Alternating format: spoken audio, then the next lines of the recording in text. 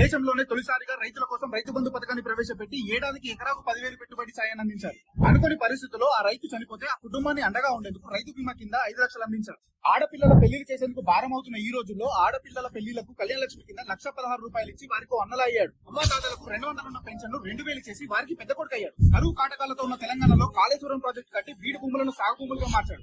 Machine కాకతీయతో చెరువులు కుంటలు నింపి భూగర్భ జలాలను పెంచారు. మిషన్ భగీరథతో ఇంటింటికి తాగునీరు అందించారు. భర్త చనిపోయి ఒంటరిగా ఉంటున్న మహిళలకు నెలకు ₹2,000 పెన్షన్ ఇచ్చి ఒక అన్నలా అండగా ఉన్నాడు. వికలాంగులకు 500 ఉన్న పెన్షన్ ₹4,016 చేసి వారికి చేదోడయ్యాడు.